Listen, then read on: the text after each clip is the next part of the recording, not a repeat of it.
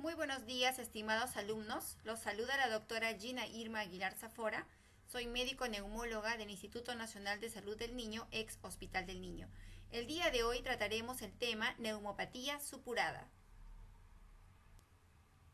Índice o tabla de contenidos. El primer subtema, introducción. Segundo subtema, definición. Tercer subtema, etiología. Cuarto subtema, fisiopatogenia. Quinto subtema, factores de riesgo. Sexto subtema, cuadro clínico. Séptimo subtema, diagnóstico. Octavo, tratamiento y finalmente las complicaciones. Introducción. Las neumonías adquiridas en la comunidad habitualmente presentan buena evolución clínica en pediatría, por lo general entre las 48 y las 96 horas de inicio de tratamiento antimicrobiano empírico, los niños muestran una evidente mejoría clínica. Sin embargo, algunos pacientes pueden presentar una evolución más prolongada, con persistencia de la clínica o de las imágenes radiológicas después del tiempo durante el que se esperaría que la infección se resuelva. Dentro de las complicaciones agudas de la neumonía, a tener en cuenta son la neumopatía supurada en sus diferentes estadios, la neumonía necrotizante y el absceso pulmonar. Las complicaciones que se puede observar en las neumonías es la aparición de líquido en la cavidad pleural, originando colecciones pleuropulmonares.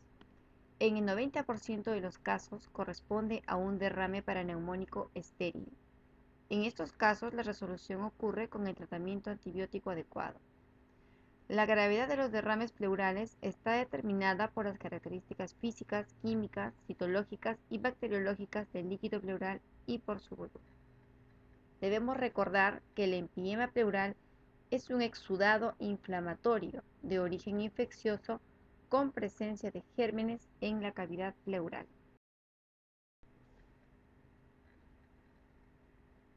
La incidencia ha aumentado en niños desde 1990. El empiema puede ocurrir en 1 cada 150 niños hospitalizados por neumonía. Estudios retrospectivos demostraron que hasta el 78% de los niños con empiema eran previamente sanos y el 57% menores de 5 años, especialmente menores de 2 años. El empiema es más frecuente en varones y usualmente es unilateral. El Streptococcus pneumoniae sigue siendo el germen más frecuentemente hallado en las complicaciones de las neumonías en general y en el empiema, a pesar de las vacunas actualmente disponibles. Estudios de incidencia de neumonía en niños menores de 5 años, incluyendo los que presentaron empiema, muestran que más del 70% de los aislamientos corresponden a neumococo, seguido por Staphylococcus aureus. Este germen, especialmente en las cepas meticilino resistentes de la comunidad, ha incrementado su prevalencia como causa de empiema. En los niños menores de 5 años se puede encontrar a Haemophilus influenza tipo B, aunque su incidencia ha disminuido sustancialmente debido a la vacuna. Con menos frecuencia se observan empiemas por Streptococcus grupo A y Pseudomonas aeruginosa. El derrame por micobacterias se produce por progresión de la tuberculosis al espacio pleural. En estos casos, el derrame suele ser de gran volumen, presentar características físico-químicas particulares y evolución crónica. Se resuelve con tratamiento antituberculoso sin requerir de procedimientos quirúrgicos. En los empiemas asociados a neumonías aspirativas, en pacientes con enfermedad neurológica o alteración de la deglución, así como las fístulas traqueosofágicas o aspiración de cuerpo extraño, se puede observar gérmenes anaerobios como los bacteroides y especies de Peptostreptococcus. Fisiopatogenia. La invasión bacteriana de la cavidad pleural ocurre habitualmente por contigüidad desde un foco neumónico y generalmente se produce por la infección de un derrame paraneumónico. Ocasionalmente se produce por inoculación, por vía hematógena o por una embolización séptica. La inflamación pleural evoluciona en tres etapas. La primera etapa, exudativa, se extiende usualmente durante 3 a 5 días. Se caracteriza por la presencia de líquido inflamatorio estéril llamado el derrame paraneumónico, que en general el tratamiento es con antibióticos e impide la progresión del derrame. La segunda etapa, fibrino-purulenta, se extiende de 7 a 10 días luego de los primeros signos de enfermedad aguda. Los gérmenes invaden la cavidad pleural y se constituye el empyema pleural propiamente dicho, que inicialmente es pus libre en la cavidad. Posteriormente, el derrame se tabica con la formación de bandas de fibrina en su interior. La tercera etapa, organizativa, se produce 2 o 3 semanas luego del proceso inicial. Se caracteriza por la organización y la fibrosis. Los fibroblastos infiltran la cavidad pleural formando una membrana espesa de fibrina, poco elástica, que provoca atrapamiento del pulmón, limitando la expansión pulmonar, la llamada paquipleura. Se considera factores de riesgo a las alteraciones inmunológicas, las cardiopatías congénitas, antecedente de prematuridad, enfermedad pulmonar crónica, desnutrición, secuelas neurológicas y la corta edad.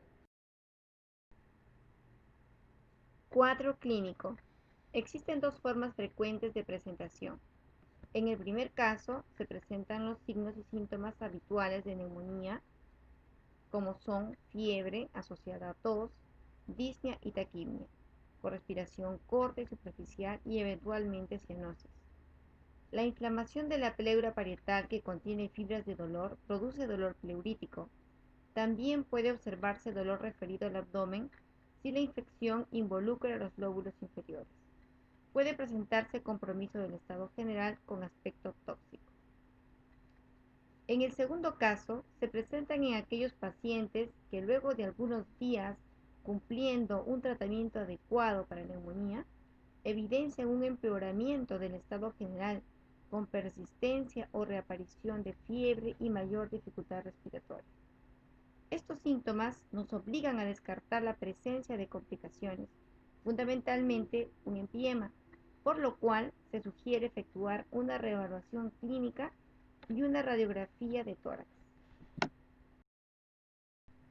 Al examen físico se observa una limitación de la expansión torácica con matidez pulmonar. En la auscultación son habituales la disminución o abolición del murmullo vesicular y soplo tubárico en el límite superior de la matidez pulmonar. También se puede observar escoliosis hacia el lado afectado por la posición antálgica. El diagnóstico se basa en la presunción clínica, las imágenes radiológicas y las características macroscópicas y microscópicas del líquido pleural. Los reactantes de fase aguda tienen escaso valor predictivo y no son útiles para detectar empiemas o diferenciarlos de derrames paraneumónicos. Con respecto a las imágenes, la radiografía de tórax es un estudio complementario muy útil en niños con neumopatías supuradas. La radiografía de frente pone en evidencia la presencia de líquido pleural y permite observar la magnitud y la evolución del derrame, no siendo necesaria muchas veces una radiografía de perfil. En la radiografía de tórax se puede observar un borramiento del seno costodiafragmático, opacidad uniforme parcial o completa del hemitórax, la línea de despegamiento pleural a lo largo de la pared del tórax y el desplazamiento variable del mediastino hacia el lado opuesto. Los estudios radiológicos se efectúan al ingreso, después de la punción o drenaje y tras el retiro del mismo. Debemos considerar algunas recomendaciones en relación con la radiografía de tórax. La radiografía debe ser efectuada de pie o en su defecto con el paciente sentado, para evaluar correctamente la presencia del despegamiento pleural. En general, la presencia del derrame pleural es evidente. De no serlo, se deberá repetir la radiografía o indicar una ecografía. En general, se recomienda repetir una radiografía a las 24 horas para evaluar la evolución en caso de que el derrame sea pequeño. Es útil interrogar a la familia sobre la realización de radiografías previas para identificar patologías preexistentes o definir mejor la evolución del cuadro actual. La ecografía torácica es un excelente método de diagnóstico no traumático, sin radiaciones y que se puede repetir fácilmente. Se solicita fundamentalmente para distinguir componentes sólido de líquido, evidenciar la presencia y cantidad de líquido pleural, demostrar tabiques y ante el velamiento completo de un hemitórax. Asimismo, puede guiar el sitio de la toracocentesis. La tomografía de tórax no debe solicitarse rutinariamente a menos que se sospechen otros diagnósticos como tumores o abscesos. En casos de hemitórax opaco de etiología dudosa o para diferenciar compromiso pleural del parenquimal. También se solicita antes de efectuar un segundo procedimiento quirúrgico. Siempre es recomendable efectuar el estudio tomográfico con contraste porque se logrará una mejor identificación del compromiso pleural.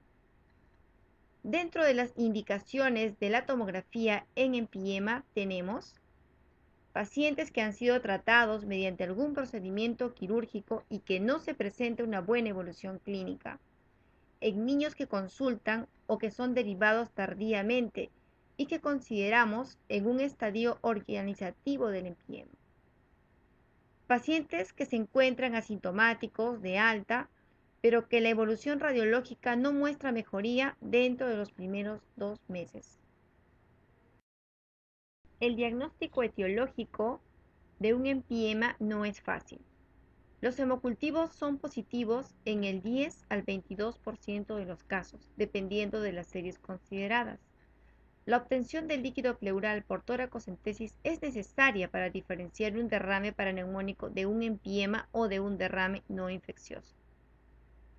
Las características macroscópicas del líquido pleural pueden orientar hacia un proceso infeccioso. El análisis citoquímico permite establecer la diferencia entre exudado y trasudado. El examen del pH, la glucosa y la DHL son los elementos de mayor valor diagnóstico. La evaluación de la celularidad ayuda a diferenciar infecciones por gérmenes comunes de tuberculosis y de enfermedades inflamatorias u oncológicas. En los derrames paraneumónicos y en los empiemas hay predominio de neutrófilos. La identificación de gérmenes es muy variable. En la práctica diaria, el cultivo de líquido suele ser negativo, debido a que en general el paciente ya está bajo tratamiento antibiótico al momento de obtener la muestra. Estudios recientes muestran que solo el 17% de los empiemas tuvieron cultivo de líquido positivo. La ventaja de obtener un cultivo positivo es que es el único método que permite identificar el germen, el serotipo, la sensibilidad y la resistencia antimicrobiana, sobre todo cuando la evolución clínica posterior no es la esperada. La probabilidad de identificar un organismo en muestras de líquido pleural es baja. La BTS recomienda, sin embargo, el estudio de este líquido pleural para tinción de Gram, la tinción de bacilos ácidos y cultivos microbiológicos en todas las muestras de líquido pleural.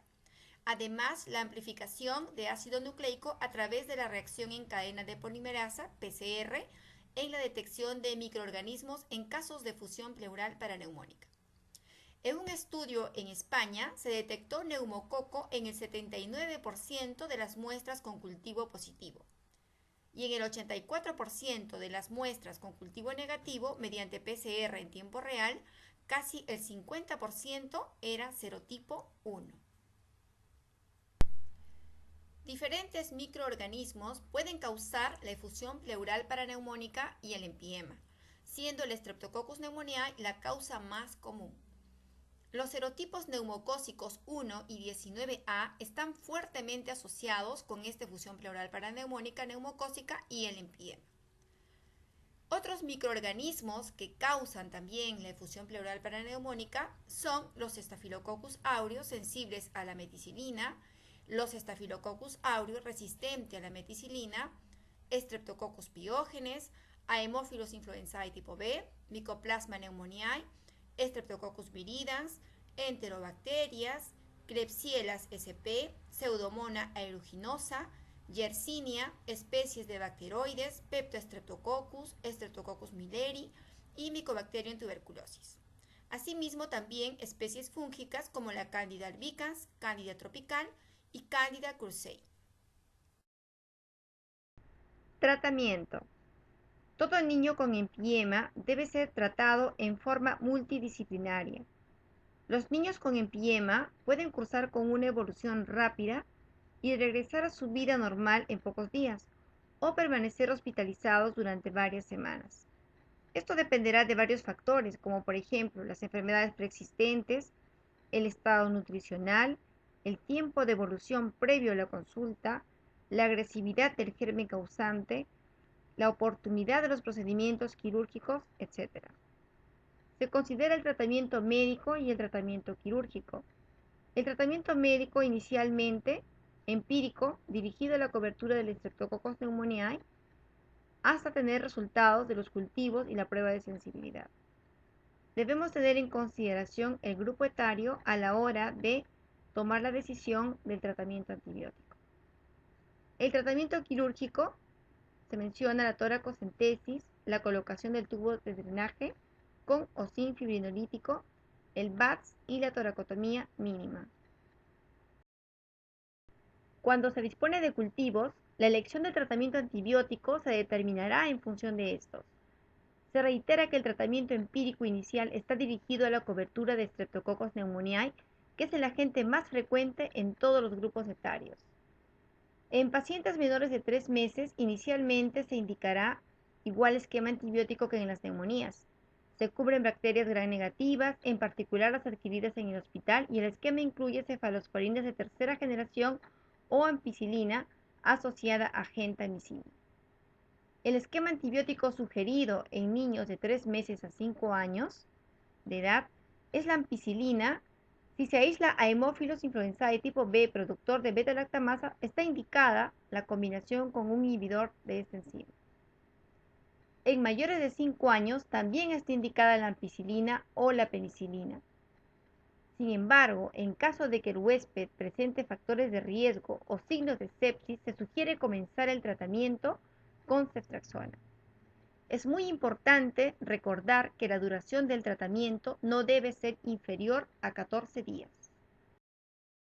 Si el paciente es de riesgo, la evolución es complicada o coexiste con infecciones en otros órganos, debe considerarse el Staphylococcus aureus y en particular al meticilino resistente. Si se piensa en Staphylococcus aureus sensible, está indicado la cefalotina o cefazolina a 150 mg kilo día cada 8 horas endovenoso. En cuadros graves asociados se sugiere vancomicina de 40 a 60 mg kilo día cada 6 a 8 horas.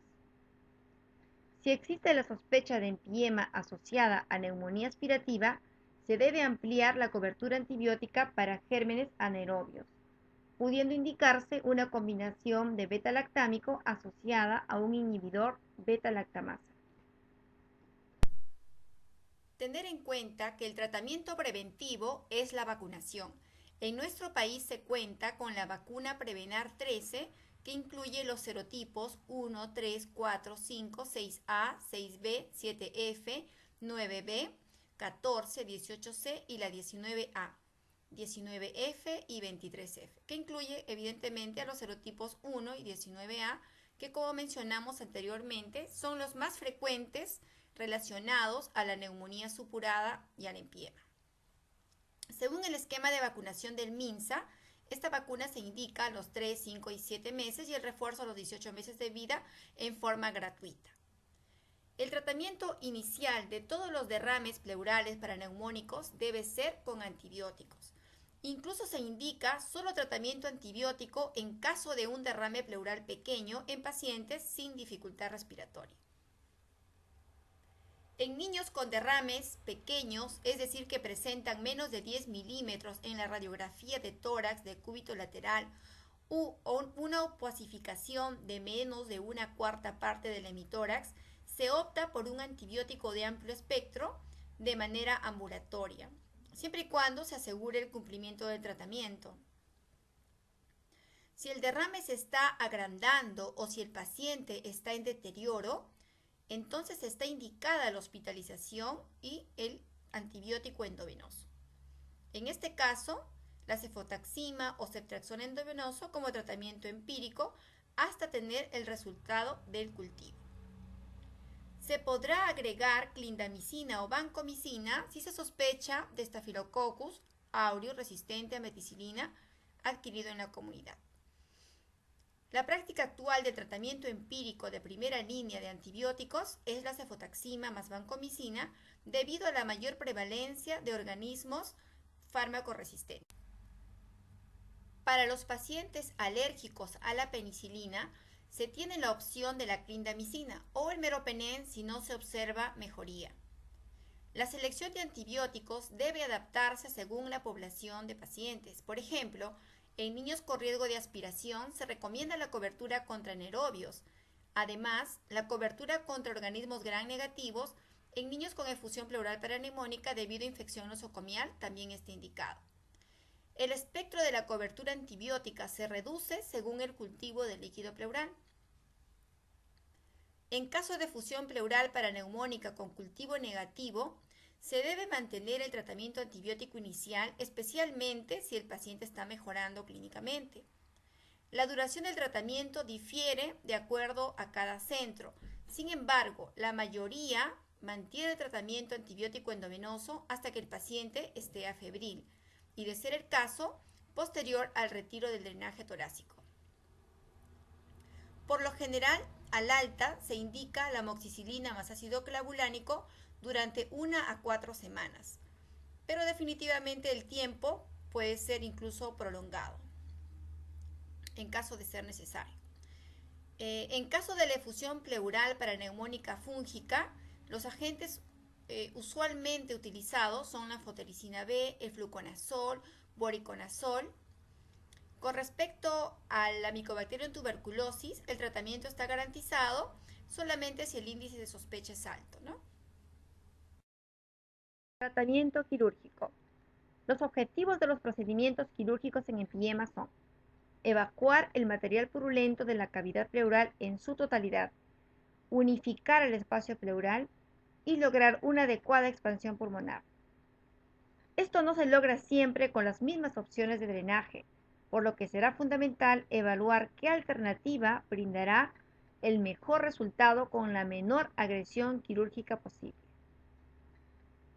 La toracocentesis, con los cambios que se ha producido en los últimos años con respecto a la decisión de colocar los drenajes torácicos en sala de operaciones y bajo anestesia general, la toracocentesis ha pasado a ser un procedimiento que se realiza de manera previa a la colocación del tubo de drenaje o de una videotoracoscopía en el mismo quirófano. El tratamiento más habitual en los emfiemas pleurales no complicados en pediatría es la colocación del tubo de drenaje pleural y el uso de antibióticos. Actualmente la colocación del drenaje torácico se realiza en sala de operaciones, con anestesia general, con intubación endotraqueal y los monitoreos habituales de toda cirugía. El tubo debe ser colocado en el sitio más adecuado según el informe de la ecografía pleural. El tubo debe estar conectado a un drenaje unidireccional bajo agua, por debajo del nivel de tórax del paciente. El drenaje debe estar posicionado de 1 a 2 centímetros por debajo del nivel de agua. No se coloca más de un drenaje de manera simultánea ni se utiliza aspiración negativa. La presencia de burbujas dentro del frasco significa que hay aire en el espacio pleural, entonces estamos frente a un pioneumotórax. Un burbujeo continuo usualmente está relacionado con la presencia de una fístula broncopleural. En esta situación, el drenaje no debe ser clampado por ningún motivo. El tubo debe ser retirado cuando el niño presente una buena evolución clínica, acompañada de una disminución de la cantidad de líquido drenado. Si durante 24 horas no se obtiene un líquido purulento o este es mínimo, 1 mililitro por kilo en 24 horas, con líquido fluido y claro, se debe retirar el drenaje sin pinzarlo previamente. Con respecto a la colocación del tubo de drenaje torácico, los tubos delgados de 8 a 12 frames son tan buenos como los tubos más gruesos, sobre todo si se usa fibrinolíticos. Las indicaciones para el drenaje con tubo torácico según la Sociedad de Enfermedades Infecciosas Pediátricas y la Sociedad de Enfermedades Infecciosas de América son: no está indicado la colocación de tubo de drenaje en derrame pleural menor de 10 milímetros en una radiografía de decúbito lateral o si la opacificación es menor de 1/4 del hemitórax. No hay indicación de colocación de tubo de drenaje en derrame pleural mayor a 10 milímetros de fluidos, pero la opacificación constituye menos de la mitad del hemitórax o no es compatible con empiema, y si el paciente no tiene dificultad respiratoria. Sí está indicado en opacidades mayores a la mitad del hemitórax y cantidad de líquido mayor a 10 milímetros, compatible con empiema en niños con dificultad respiratoria. Sí está indicada si el paciente no responde a pesar de 48 a 72 horas de antibiótico terapia adecuada y presenta hipoxia, hipercapnia, asimismo evidencia de gran cantidad de derrame pleural de flujo libre y si hay evidencia de derrame fibrino purulento, es decir, un líquido que tenga un pH menos de 7, glucosa menos de 40, LDH mayor de 1000. Fibrinolíticos. Se viene usando los fibrinolíticos intrapleurales con un éxito global que varía de 44 a 100%. La Asociación Americana de Cirugía Pediátrica y la BTS recomiendan la terapia fibrinolítica como parte de la opción médica para pacientes con líquido pleural espeso o loculado.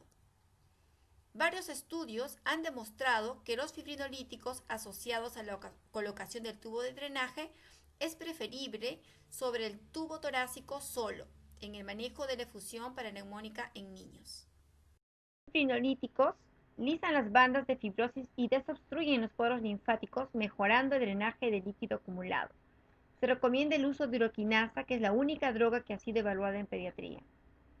El tratamiento descrito más frecuentemente es la colocación de un tubo de drenaje y a través de este se introduce el fibrinolítico, previa evacuación del derrame.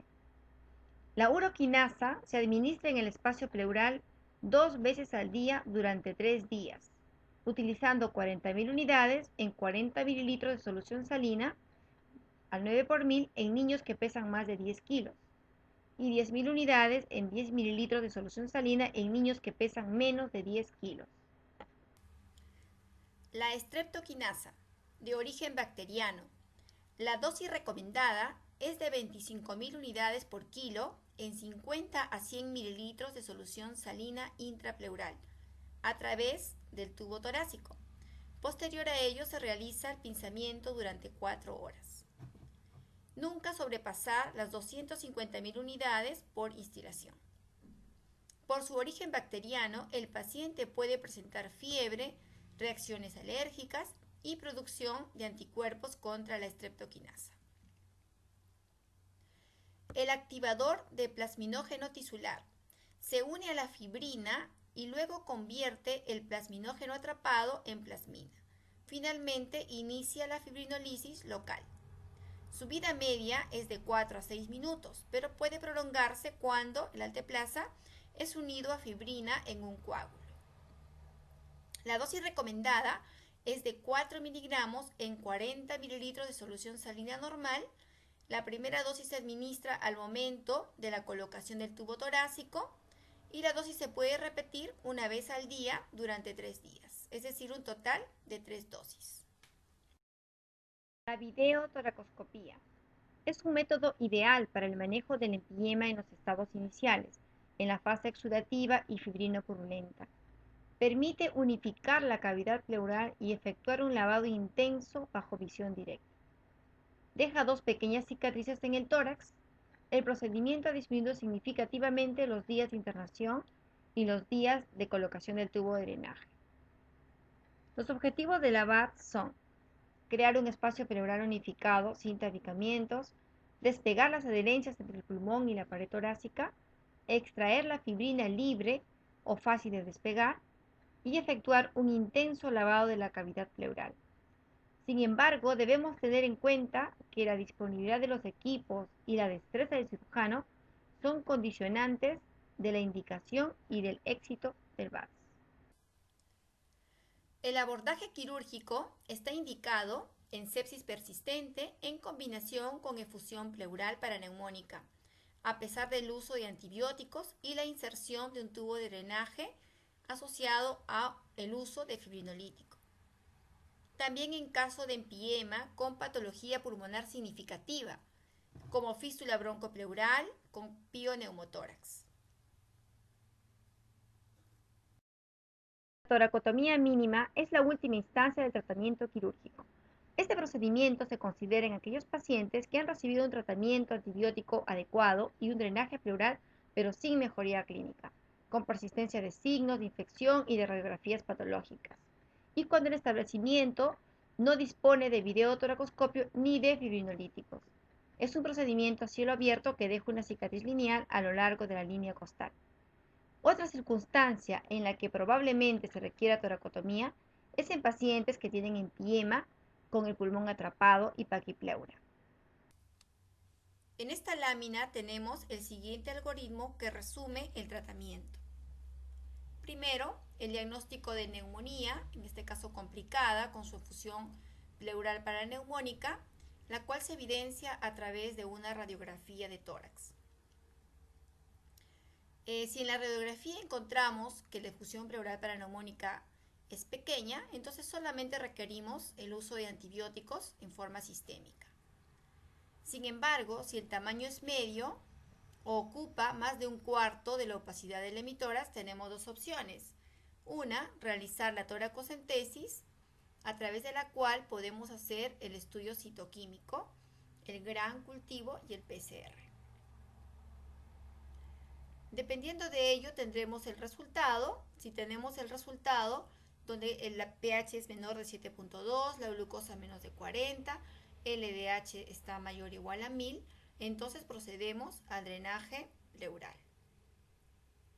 Sin embargo, si tenemos otros valores donde el pH es mayor de 7.2, la glucosa está en más de 40, LDH menos de 1000 y el paciente está clínicamente estable, procedemos al uso de antibióticos sistémicos. Pero si el paciente, a pesar de tener esas características del líquido pleural, luce clínicamente tóxico, entonces procedemos al drenaje pleural. Asimismo, durante el diagnóstico podemos también nosotros hacer uso de la ecografía torácica. La ecografía nos va a ayudar a diferenciar si el contenido está libre o si tenemos septus o loculaciones. Si el contenido está libre y el paciente está clínicamente estable, igual solamente vamos a indicarle antibióticos sistémicos. Pero si el contenido está libre y el paciente luce clínicamente tóxico, entonces tenemos que proceder al drenaje pleural. Con respecto a los septos o loculaciones, en este caso procedemos a los antibióticos sistémicos, ya planeamos el uso de los fibrinolíticos y finalmente también el drenaje pleural. Para el drenaje pleural nosotros primero vamos a colocar el tubo de drenaje con fibrinolítico idealmente. Si a pesar de ello no tenemos una buena respuesta, entonces tenemos el VATS como segundo punto, ¿no? Pero si lamentablemente, como habíamos mencionado, no disponemos del VATS, entonces finalmente tenemos la opción de la mini toracotomía para el tratamiento quirúrgico. Complicaciones. Los empiemas se pueden complicar presentando fístulas broncopleurales con pioneumotórax, paquipleura, bulas, abscesos pulmonares, bacteriemia y o pericarditis. En relación a las fístulas broncopleurales, la mayoría son periféricas y se resuelven con drenaje torácico y antibiótico. Se caracterizan por la presencia de pus y aire en la cavidad pleural.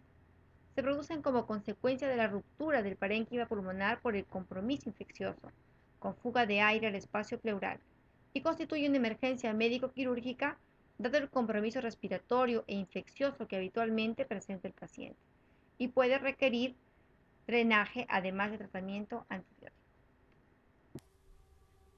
Pronóstico. Los niños con derrame pleural generalmente se recuperan y sus funciones pulmonares vuelven a la normalidad en la mayoría de casos, no dejando secuelas. Con respecto al seguimiento, se cita al paciente dentro de 4 a 6 semanas posteriores al alta para los controles respectivos. La radiografía de control post-alta se recomienda de 4 a 6 semanas. La resolución radiológica completa generalmente se espera de 3 a 6 meses. Bibliografía. Tenemos mucha bibliografía relacionada al tema que les permitirá ampliar sus conocimientos. Gracias por la atención prestada.